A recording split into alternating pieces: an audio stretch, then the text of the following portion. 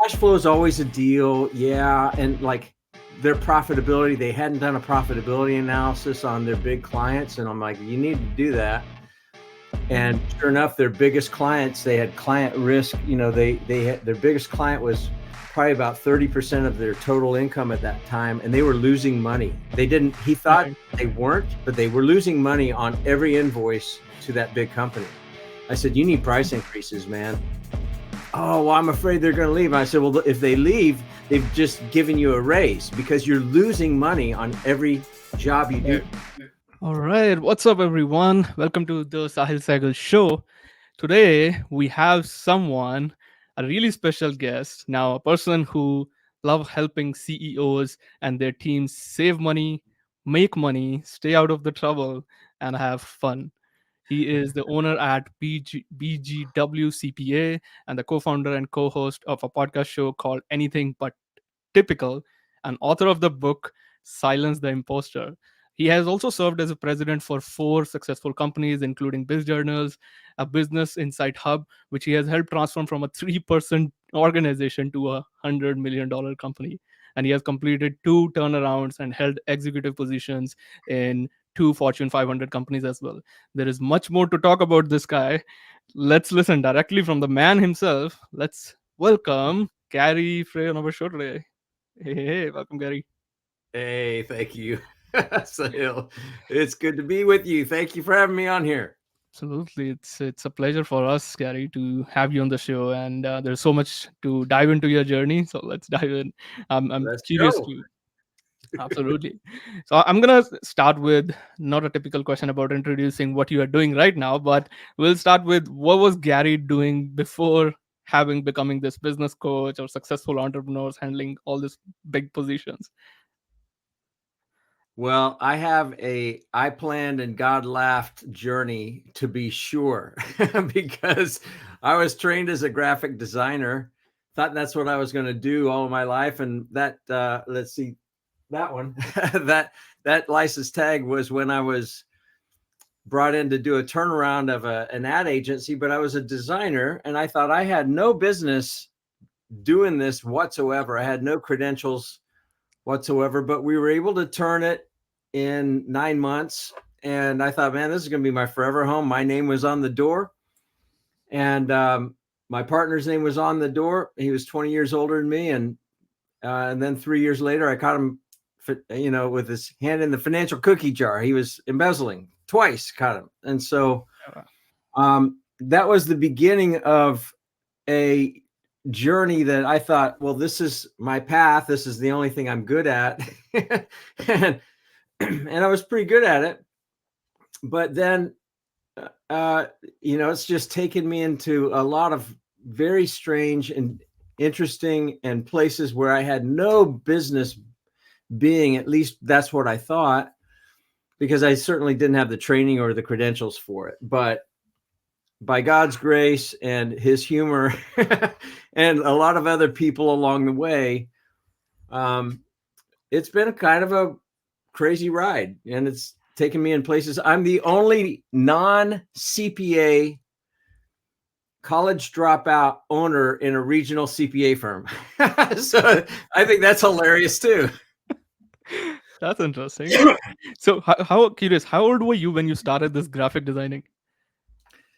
So I started in architecture when I was in college, and then I realized very quickly, and I had a huge jump on everybody else, because my senior year in high school, I actually went to college, had a couple classes in high school that I had to take, and that was it. And then I worked for an architect, so I had a massive leg up when I went into college in architecture. But I realized, one, the project times were way too long. I was terrible at model building. I didn't like it at all. You had no sleep because, and I was in a fraternity, there's no sleep in architecture school. And so I changed over to graphic design. And after my sophomore year, I interned for a really talented designer, and I was offered a full-time job. And this is in 1982. $10,500 a year. That was it. No benefits. And I was on a full ride scholarship to Kansas State University, and I had to do a portfolio review with my advisor, and she looked at it and I said, I don't know what to do. Like, this guy's offered me a full-time job. And she said, Gary, I've never told anybody this before, but you need to take the job. I can't find graduates, like grads aren't finding jobs. It was the highest unemployment levels in the United States since the Great Depression. And so I took that job, and I'm glad I did, but it was also an albatross around my neck, because every job I've had really since then was master's preferred, bachelor's required, and I didn't have either one. And so I had to be, in many ways, I had to outwork, and I had to, be exceptional in some ways just to get in, and it was because of other people and the kindness of other people that had either worked for me or advocated for me, that usually completely circumvented the HR process. that is how I got into some places I did. So it's not one that I would recommend to anybody, but it is my journey. That is crazy, man. And when was the time when you actually, so from this job that you were doing, and you built up your first empire? And what exactly was it when you become like true business owner or CEO? Yeah, so I was 28, and then I was named president of the firm right after we had turned it. So I was probably 29 by that point. So like a year ago. Yeah, and then, like I said, I had no plans on ever leaving there. I never wanted to. I mean, we built it into something that was really cool, and had people that we enjoyed, and got to hire just really cool staff. And, and we were, when I was brought in, this consultant that had asked around town about me, he was looking for a profile of a certain kind of a designer and kind of a person.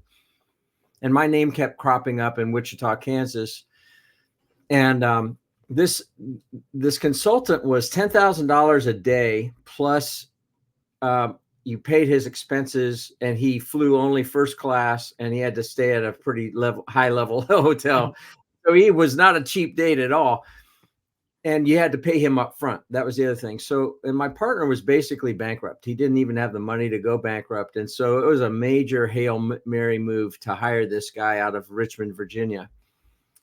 And so I kept thinking, I am not qualified to do this, but I needed a job. I needed a job because our firm had gotten acquired by another firm, and they canned our entire creative staff because all they wanted was our McDonald's account. We had the largest McDonald's franchise group in the country, and that's not really all they wanted. They wanted the account.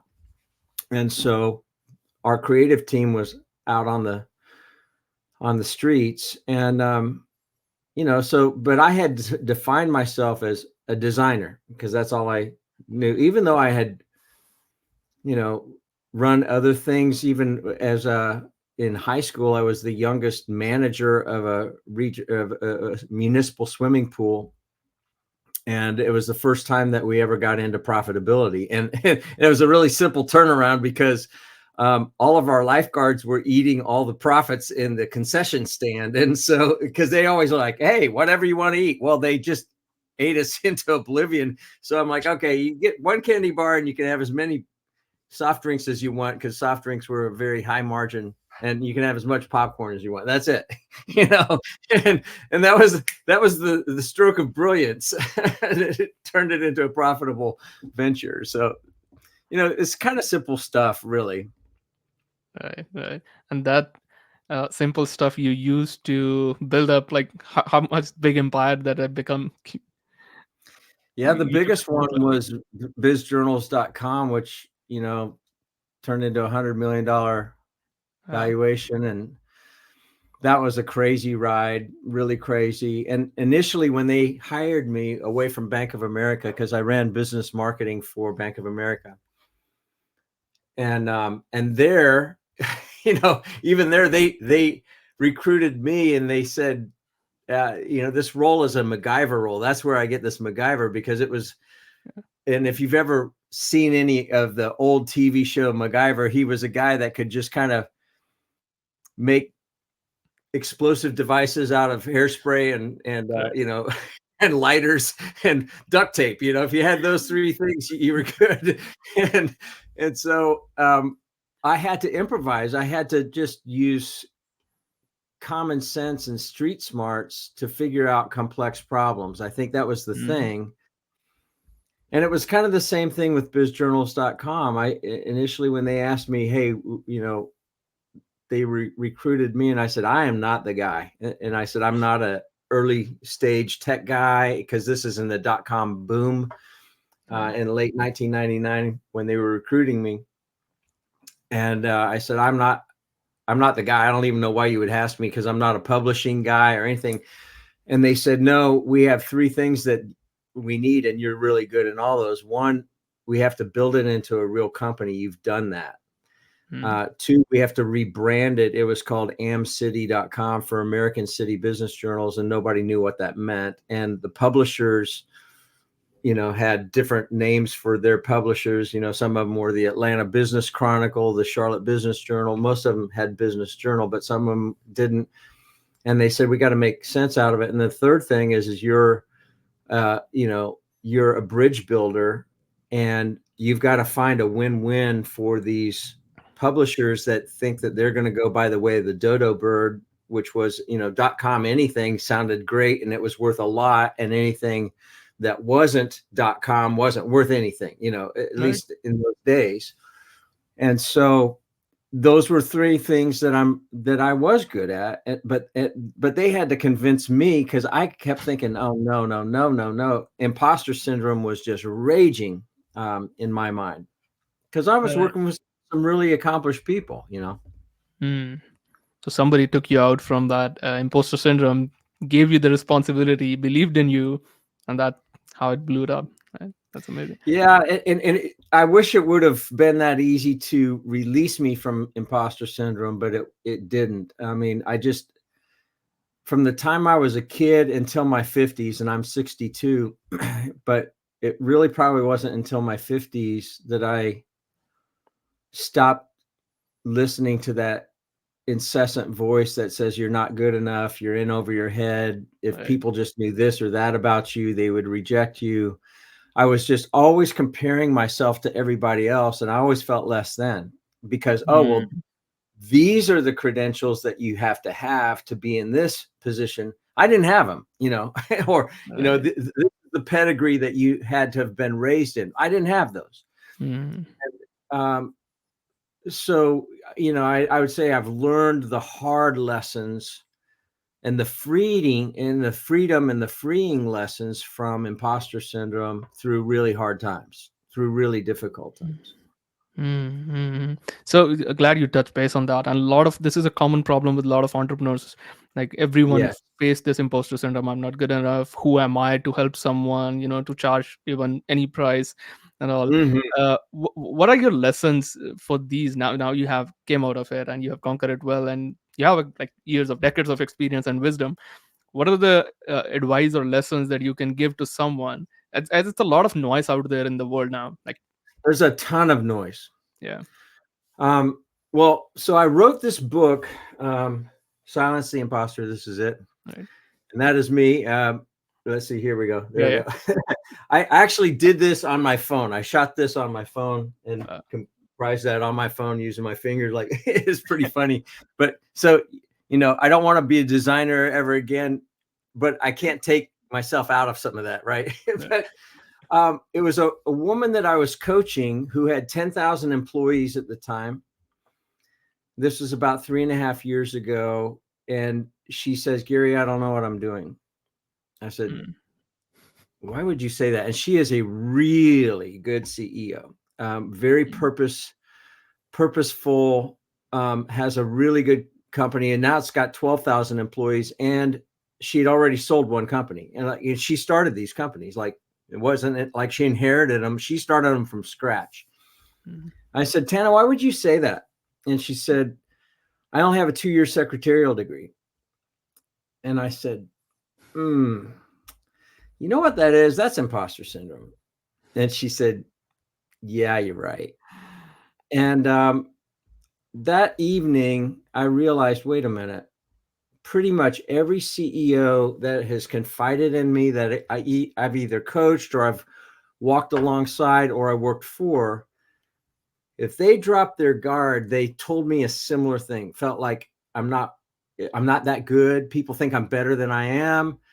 If they just knew this or that about me, I'm in way over my head. I really don't know what I'm doing. I feel like I'm a fraud. Those are common themes that were rolling through their heads. Perfectionism, that was what drove me. Perfectionism, like, oh, and it's gotten even worse, Sahil, in today's society of Instagram, where we're comparing and we're looking at everybody's show reels and we're comparing our behind the scenes reels. We know the outtakes, we know the failures, we know the flubs, we know the stuff that we don't want anybody to know, but we compare that with everybody else's show reels. And that comparison trap, I think, is worse today than ever. Just the proliferation of media, imagery. Now we got AI that makes people look fantastic. I mean, my AI images, I'm sure, look fantastic. I got full head of hair. I got no wrinkles. I got huge muscles. It's really good. It's just fake. I see, man. No, you got huge muscles, man. I was gonna ask you this question: how do you manage that? You're handling like big positions out there and working in giants industries and all, and you are an impressive stage, man. Kudos to you for this. You inspired me. I'm like, when I'll turn 60 and above, I'm gonna look like Gary. I can't. I can have a big tummy and all that stuff. So how do you manage that, man? The physical thing. Well, it's not about time management. It's about priority management. Boom. What we prioritize, we will make time for. And from the time I was in my 20s, I realized, wait a minute, I'm in charge. I'm a steward of this body. It's not to be worshiped, but it is to be a temple for worship. And it's not to be worshiped, but I'm responsible for it. I need to steward it well. And so I was a swimmer in high school and college, and raising kids and running companies and all that kind of stuff. Like, there wasn't a lot of time. So I found, like, all right, what can I do? And we lived in a little town where, we didn't have like gyms and stuff like that, really. So I ran and I skipped rope. That's what I did. And then I just found ways to prioritize that, because like everybody's got an extra 30 minutes a day. I mean, you got 30 minutes. Go run. All you got to have is running shoes, or skip rope. Buy yourself a $20 rope, skip rope, or do push-ups, and since COVID, I haven't been inside a gym. I keep paying for my dues at the Harris Y because I don't want it to go down. But I live a half a mile from a Y that has an outdoor track going around soccer fields, and it's got pull-up bars, and so that's what I adapted to. So for 4+ years, that's all I do. And I'll do those kind of things. But it's about priority. And the last 3 months have been challenging because this eye went blind from a retinal detachment. So I'm looking through, it looks like Vaseline right now, because they've got oil implanted in this eye to let the retina heal.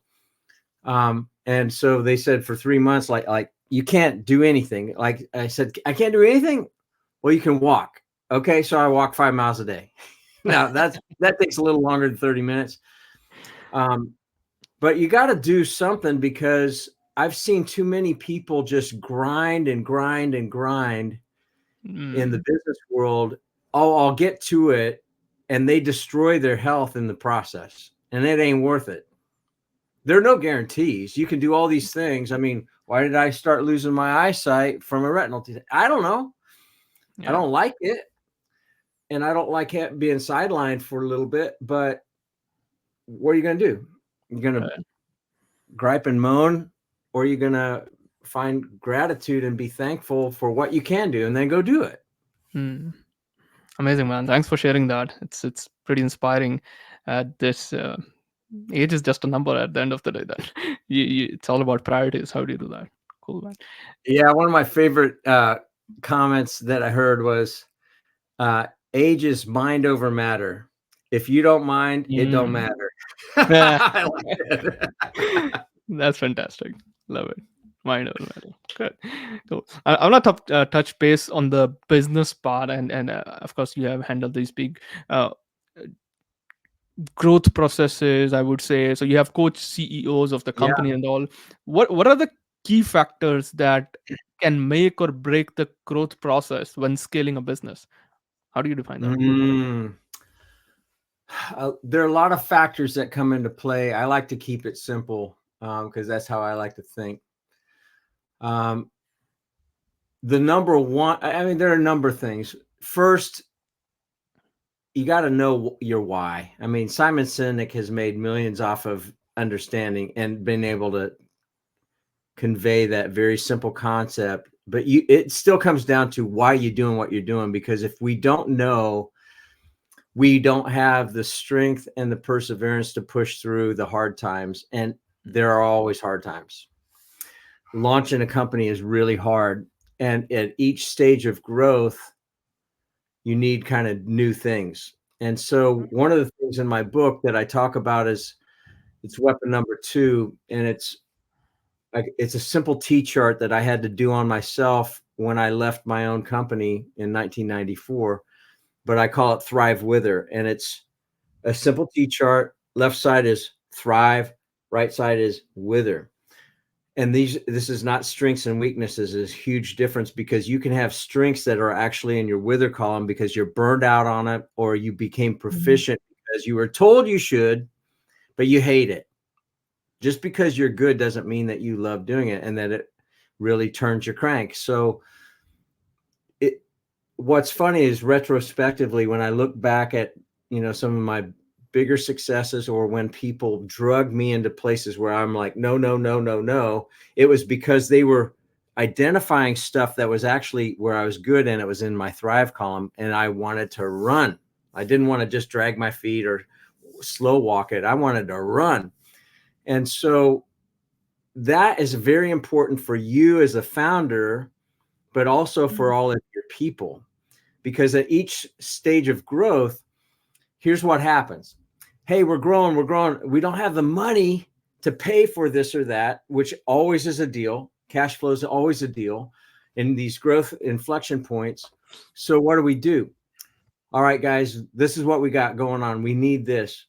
Good soldier raises their hands, or you deputize somebody like, hey, would you do this? Yes, I'll do it. But you have to pay very close attention to see whether this is in their wither column or not, because a lot of times the good soldiers will do it, but it's in their wither column. And then before you know it, they're burned out and they're shopping resumes. So what I love to do with a management team is to, I'll take that and I'll butt that up against a function accountability chart that we create. And it's very simple, super simple. Like, hey, what are the major functions in this company? Oh, we got HR, we got IT, we got sales, we got marketing, we got accounts payable, accounts receivable, we got training, we got, a number of things, right? We got operations, we have manufacturing, etc. All right, great. Keep it simple. Then where does the buck stop? Who has the ultimate responsibility for each one of these things? I was coaching a guy. He had turned down $3.5 million for his company. He had about 100 people in his company at the time. And 2 years ago now, he sold for 17 million. So we worked with him for 3.5 years, and he regrets selling it because he was having too much fun. But, he thought, oh, I better take it because the market's good, blah, blah, blah. He was already well off, it wasn't like he needed it. And so I think he really regretted selling. but he was so burned out. And so we did this exercise with him and his management team, and his name was by 11 of the 14 functions. Oh, no wonder you're burned out. He hated life.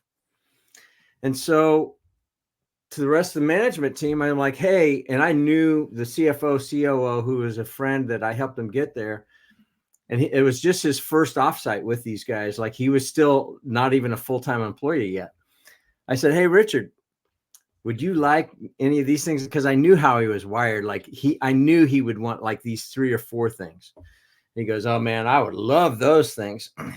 Hey, Philip, CEO, would you be okay of like training him and getting that off your plate? He goes, the sooner the better, right? So we got, I think, and I said, I want you to circle the stuff that you actually love to do. And he circled 3 things. He liked inventing things. He liked working with his laborers on the front line, which is not what you would normally equate with a CEO. And he loved working with key clients, big builders that, big track home builders. I'm like, okay, that's what you get to do. You're the CEO. You founded it. Let's focus on those things. And then we eventually, that day, we had like 3 things that we hadn't been able to identify, like, who can we move these things to? Nobody in the firm yet that could do it. So I'm like, hey, we'll have to deal with those later, but what if we move these things? He's like, great.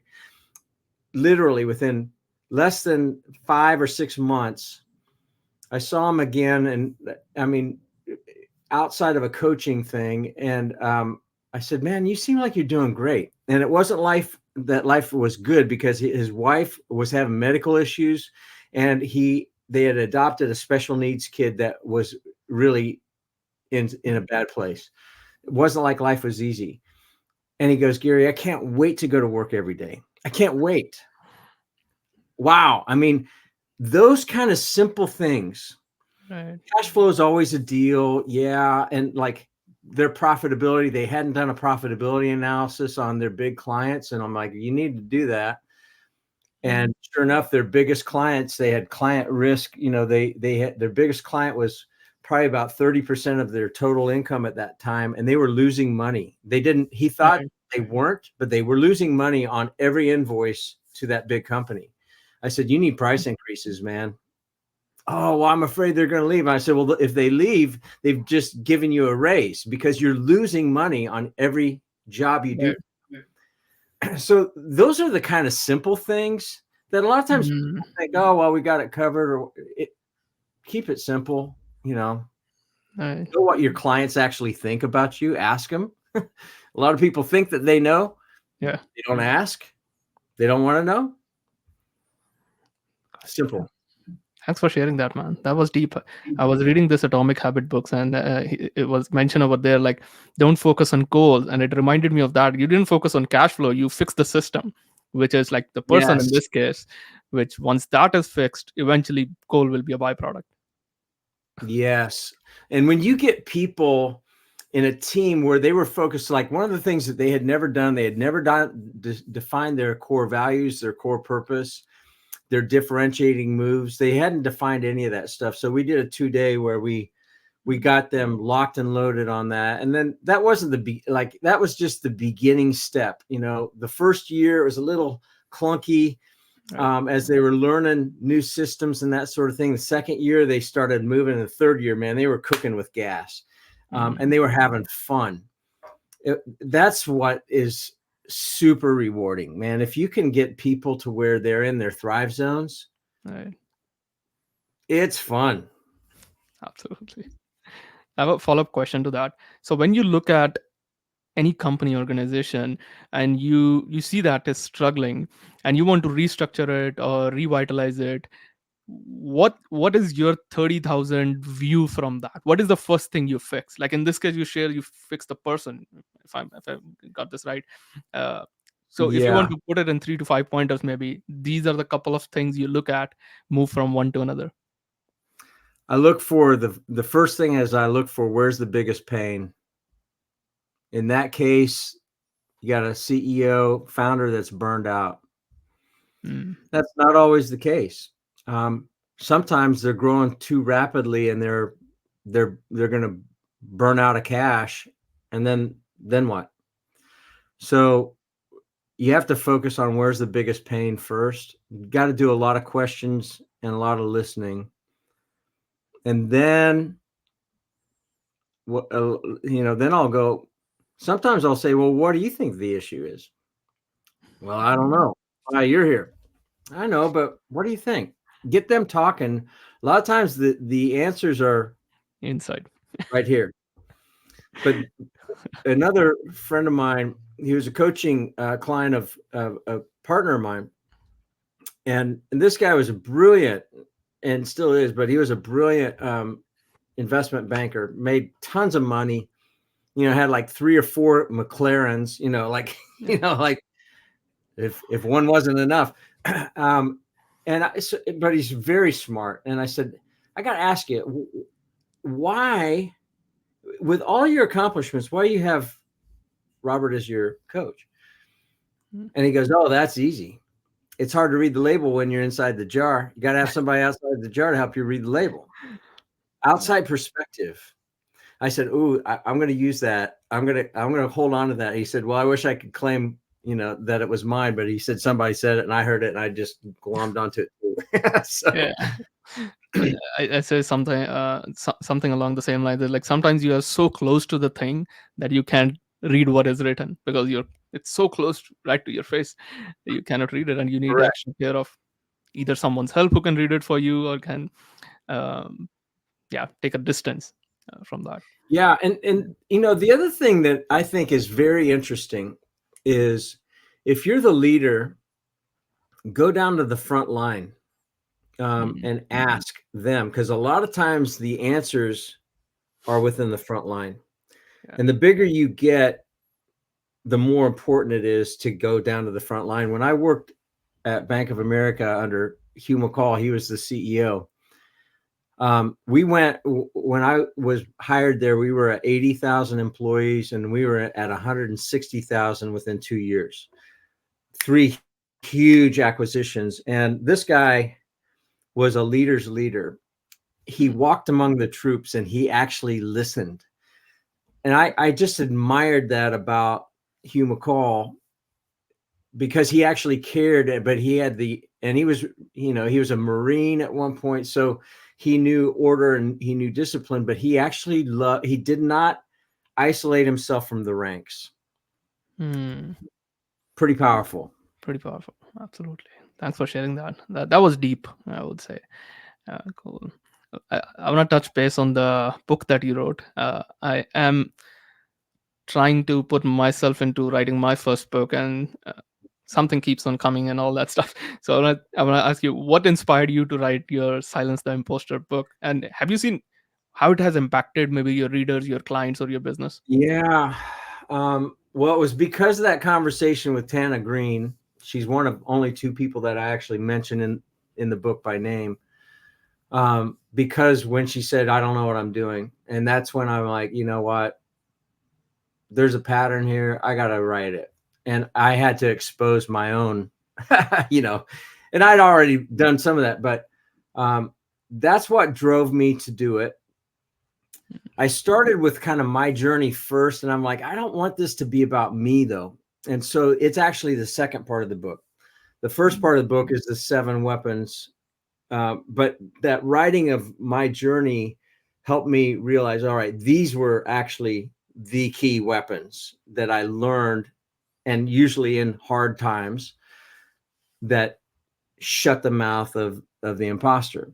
So that's when I put that in the front. And I went to a friend of mine who is a 5-time New York Times best-selling author named Jeffrey Gitomer. And he was our #1 columnist when I ran bizjournals.com. And he's worth a lot of money, but he was always grateful because the business journals gave him his platform. And that's how he got to be very famous. Well, so he's funny. He is not someone who gives compliments, and he has a lot of F-bombs before and after. He's from New York. He's just a hard charging guy, but he's got a great heart. I love this guy. And I went to him because I knew he would just be very honest with me. And I figured he would say, Gary, I read it, because it's not a long read. It's a 2-hour read. And it hasn't really changed from the manuscript that I sent to him. I said, I don't know what to do about this. Would you just let me know? I thought he would say, don't let anybody else read it. Good cathartic exercise. I hope you feel better, but don't let anybody read it. I really thought that's what he would say, with an F-bomb before and after. And but he didn't. He said, you're good, and don't self-publish it.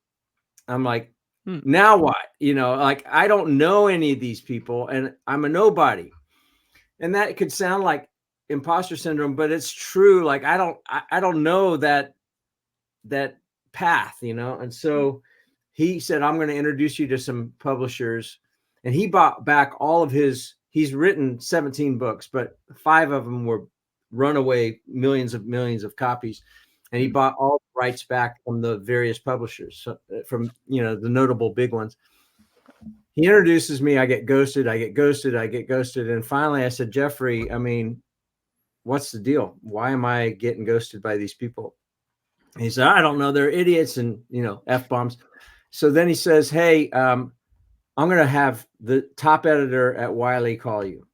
And Wiley just published Guy Kawasaki's book on imposter syndrome called Think Remarkable. And the guy reaches back to me and says, hey, this is good. We're probably going to regret it, but we're going to say pass, because you don't have 1 million followers. We have to know we can sell 10,000 books in the first week. I've sold about just under 700. So I had to, and then I was like, well, I don't know. And I was on the stage with the founder of Reebok, Joe Foster, and he published his book, Shoemaker. I love that book. It's really good. But Simon & Schuster published in 12 countries outside of the U.S., and then they self-published in the U.S. And I said, Joe, I don't know what to do. I've been told it's good, but I don't know what to do. And there are plenty of independent publishers that will take your money, and I don't know how to do it on a self-published basis. And he said, if we were going to do it again, we would go with an independent publisher. And he recommended Authors Unite.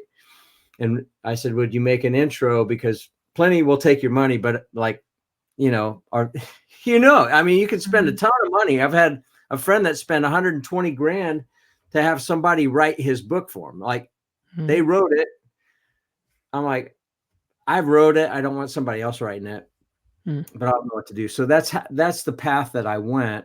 But the most rewarding thing has been, 2 weeks ago, I get a note from a former NFL football player from the Cleveland Browns. And he said, Gary, you changed my life.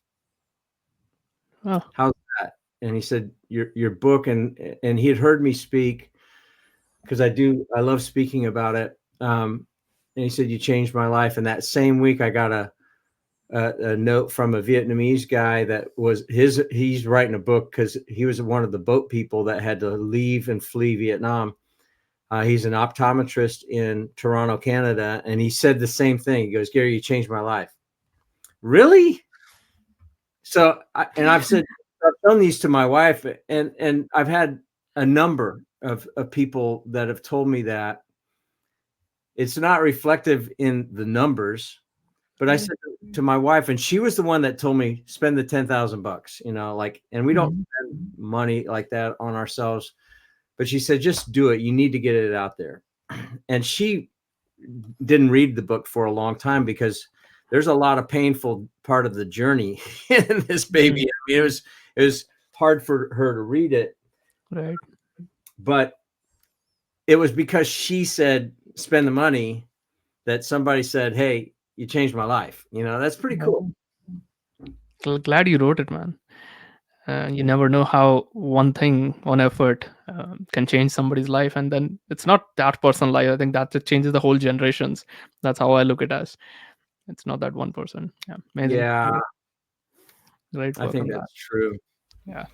What's the one piece of advice you would want to give our aspiring entrepreneurs before we wrap this up today? Know your why.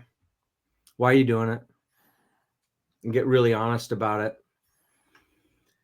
um, and realize that the road is a lot more lonely and a lot more difficult and has a lot more terrifying turns in it than you would imagine. But if your why is solid and you're solid in your core values, it'll see you through. When everybody else is saying, won't happen, you're a fool, nobody's ever done that, that's usually been told to everybody that did something significant. Amazing, amazing. Thank you for sharing that, and thank you so much for your time, Gary. You have been really generous with this time, and so many gold nuggets that you have shared. Amazing, really inspiring story. And I'm gonna Thank drop the book link and name and all will in the notes. And where can people reach out for more to connect with you and all? What's the best platform? Yeah, so LinkedIn is probably my platform of choice. So it's just Gary Frey, Frey. And I have a website that's garydfrey.com. And that has, stuff about a little bit about my journey, the book, speaking, and etc. But those are two good places. And then the company that I'm one of a few owners is called trustbgw.com. It's BGW CPA, but and again, I'm not a CPA.